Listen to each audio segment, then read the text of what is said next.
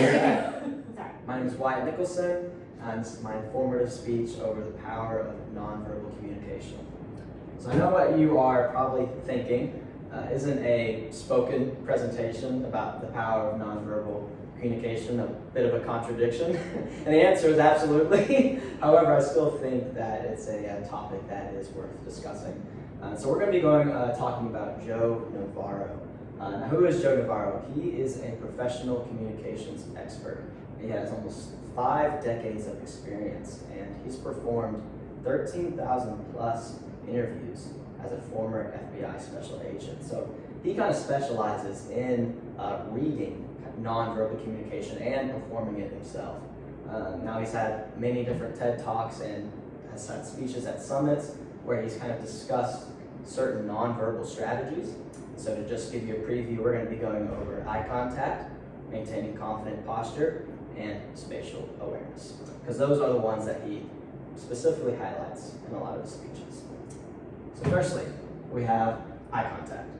Now Joe Navarro goes over this in a really unique way, in my opinion, and he brings up Dr. Colin Powell. He's an American politician, very well known statesman, and he describes how when Dr. Colin Powell enters a room, he doesn't refrain himself from looking around the entirety of the room and assessing all the surroundings, including the things and the people, right? And what this does is it displays a certain confidence. And when he enters a room, there's kind of this aura of kind of respect and just confidence, right? And then obviously the well-known, whenever you are actually engaging in conversation with another person, having that consistent eye contact, what does it show? Well, it shows active listening, right? And it shows that you're engaged with the person, what they're saying, to a certain extent, understanding what they're saying. Now, Joe Navarro does go over how, in this certain form of nonverbal communication, can be a bit of anxiety and stress that comes with it. It's just simply not easy for some people. However, he also says that eye contact is not something that can't, not be worked on. So secondly is confident posture. Now I want to pose this question: what does confident posture look like? And I'm sure what many of you maybe came to mind is kind of that puffed out chest, right? Straight back, chin up. And while those all may be good things, Joe Navarro, he kind of illustrates it and showcases a different kind of scope to it. And he says that confident posture can be comfortable posture. It can be sitting comfortably in a chair.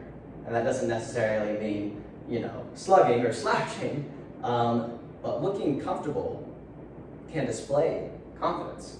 And he gives an example of Dr. Martin Luther King's I Have a Dream speech. And if you rewatch that incredible speech, Joe Navarro describes how Martin Luther King looked incredibly comfortable on that stage. He wasn't necessarily uptight.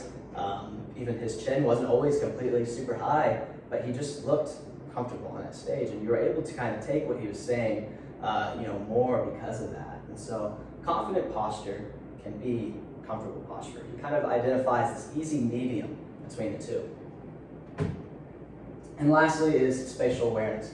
Now I realize that this one maybe takes some of you off guard, but personal space between two people really is something that's important. It's an important form of nonverbal communication. And Joe Navarro, he has this book that he reads by Glenn Wilson.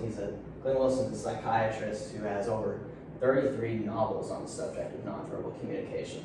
And he kind of coined this term of the business zone. That's 4 feet to 9 feet between a person whenever you're engaging in conversation.